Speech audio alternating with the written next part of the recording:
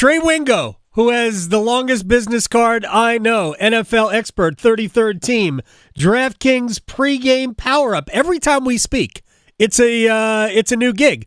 Tell me what this is. Adam, always good to be with you. Yeah, DraftKings Network has launched this new football show to get people ready for the primetime games on Monday and Thursday nights. So we do it from their studios in Boston, 6 to 7 Eastern. And we just get you set for everything. It's going to be a lot of fun. We've got Marshall Newhouse, former NFL offensive lineman, played a ton of years in the league. He's joining us, and we're there every Monday and Thursday night. We'll be at the Super Bowl all week long, so it's going to be a really fun time. Man, it's great to be Trey Wingo. All right, I saw your clip. I quote tweeted it with a whelp. Bryce Young was given all of 2 games this year to, I guess, prove that he belonged in the NFL.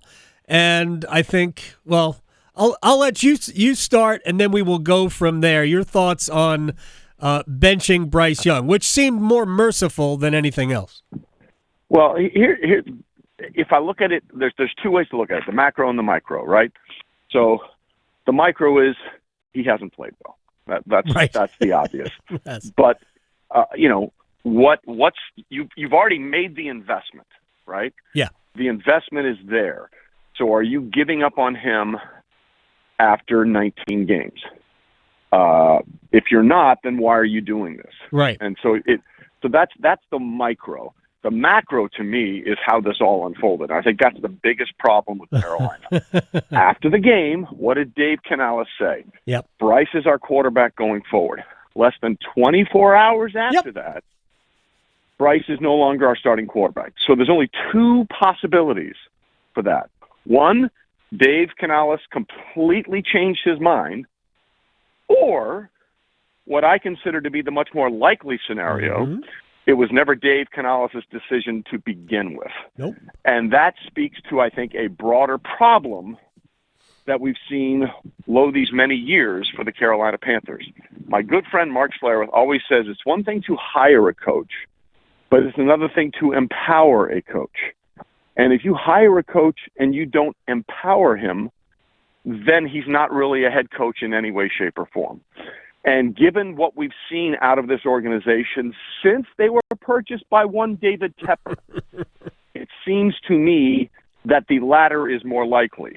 This was never his decision to make, and this is just speculation here based on track record. I don't have any hard evidence to suggest that I know that David Tepper said we're benching this guy. Right. But 24 hours after the head coach says he's still our quarterback and suddenly he's benched, that sure sounds like somebody else said, hey, we're doing this way. And that, to me, is the bigger, broader issue for the Carolina Panthers. Look at what they've done over the last few years. They trade away Christian McCaffrey in his prime. Now, granted, he's hurt right now. I understand that.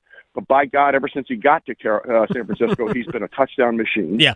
They trade away DJ Moore, which every young quarterback needs, is a solid wide receiver to help him develop, as part of the package for Bryce Young. And then another thing that would be great for a young quarterback is to make sure you have a defense that can help get the other offense off the field. Well, instead of that, let's trade away Brian Burns, our best defensive player and a legitimate pass rusher. Now, sadly for him, this is like Archie Manning getting traded back in the day from the Saints to the Oilers. He goes from the Panthers to the Giants, so he's stuck in hell either way. But now you have given away all these picks and all these players, and you have a quarterback who had size issues to begin with, and you've given him literally no help, and you still owe the Chicago Bears your 2025 second-round pick to complete this trade. This is an unmitigated disaster. This is a Rosetta Stone code of how not to run or build a franchise. And that, to me, doesn't speak to Canales. It doesn't speak to the players. It speaks to management, and it speaks to ownership. Trey Wingo is joining us here, and invite you to check out the DraftKings pregame power-up Mondays and Thursdays on the DraftKings Network. I've been talking about this literally for like 4 years because I think it goes back to when they decided, well, we're not going to let Cam play the last year of his contract. And frankly, he wouldn't have played because he was broken at that point. Correct. And we bring in Teddy Bridgewater. That lasted a year. We bring in Sam Darnold. That lasted like a year and a half. We bring in Baker Mayfield. Like, none of these things worked, and then they go and trade up. And I go back at the time of the McCaffrey trade, which I kind of joked about. The benching of Bryce Young was like a mercy benching. I thought the trade of McCaffrey was like, man, you've been great for us. We're bad. Let's send you to a place where we know you can shine and all of that. We kind of dressed it up that way. They didn't get a ton for Christian McCaffrey, but at that point, Joe Person, who covers the Panthers for The Athletic, has reported credibly, because he's as good as there is at covering a team, that the Panthers were offered from the Rams 2 first-round picks and a second for Brian Burns, and they turned that down. And last I checked, Burns is not a quarterback, so there's no planet on which you don't trade that guy, because the thing is, Burns was never the best edge rusher in the league. He's really good. Nobody said he wasn't really good. If the Rams are offering you that and you don't take it, I mean, that's a fireable offense to me. So they went halfway to the purge and the rebuilding of the roster. And then they went and did it backwards. They added the quarterback when there was nothing around the quarterback. If they had redshirted Bryce Young last year and said, you're not playing, that would have been smart. But they're not smart. Yeah, no, none of this makes any sense. None of this is like this is literally a blueprint on how to not do it. I mean, that's the best way to describe it. That's how bad all of this is. This is literally, okay, if you could give me a PowerPoint or a Google Doc of how not to build a franchise. Right. The Carolina Panthers are that. And listen, what you just said about the quarterbacks, there's one other team that comes to mind in that situation.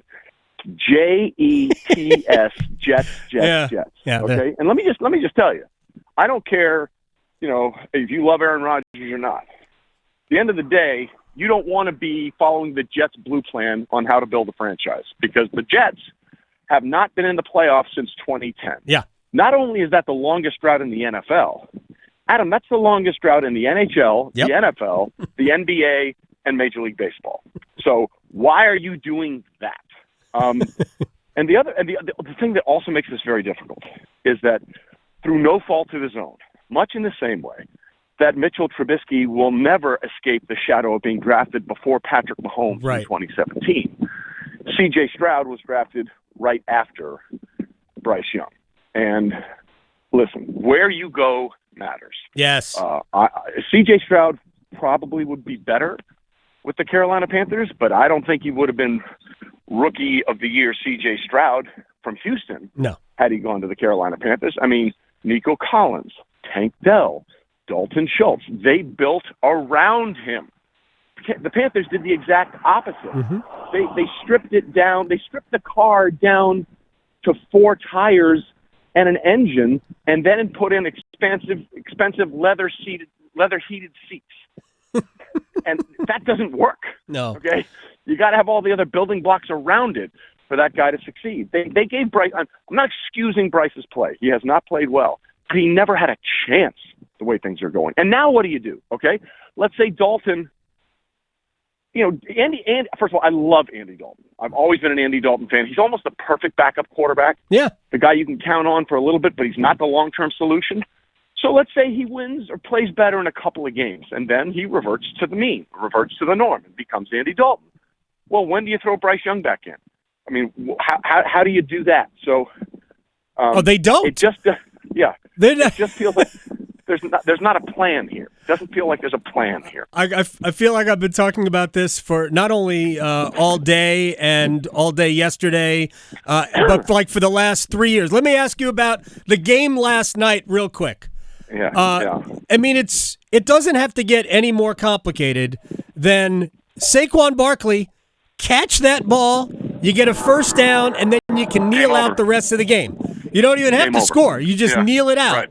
I know Nick Sirianni is getting some flack for the play call. Why'd you throw it? I'm like, what do you mean, why'd you throw that? That shouldn't be a question. It's an easy catch. Like I could have caught that, and I although I have pretty good hands to be honest, but I mean that's just an easy catch and first down, and then all of a sudden, but I mean isn't the story Philly's defense?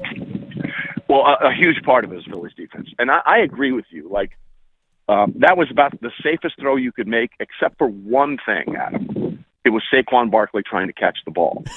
Since 2023, Saquon has more drops than any other running back in football. So you have to know that in that situation, right? You have to know that that's a risk you're willing to take. And Saquon has been great since coming over in those first 2 games for the Eagles. But he did what he tends to do more often than any other running back in that situation. So when you're factoring in game on the line, all this kind of stuff, I love the play. But if you know that about your player, and if you didn't know that about your player, that's on you as a coaching staff, and you still make that call, I don't know what's worse, knowing that he did that and still make that call, or not knowing it and still making that call. Throw it to anybody else. Put anybody else back there, and that's probably game over for Philadelphia. But you're right. Even with that, all they had to do was stop an anemic Falcons offense, and Kirk Cousins said, "Hold my beer." You always come on with great stats. Trey Wingo is here on the Adam Gold Show. Final thing, is Derek Carr the MVP? Derek Carr has been the best quarterback, and the Saints have been the best team for 2 weeks. That's the best way I can say it. That's unbelievable. They put up 40 points in back-to-back games for the first time since their Super Bowl run to Super Bowl 44. And more importantly to me, the Cowboys, who had the second longest home game winning streak in franchise history through last season, in their last 2 home games, the playoff loss to the Packers and the game Sunday to the Saints, have absolutely been obliterated at home. What the hell happened to the Dallas defense? Their coach is in Washington. Maybe. Yeah, I love Mike Zimmer though. I do too. Zim's as good as it gets. So I'm not going to put that on Zim. There's just the Cowboys are cowboying, for lack of a better term. This is who they are. Usually they wait till later in the season. At Wingo's with a Z on the end.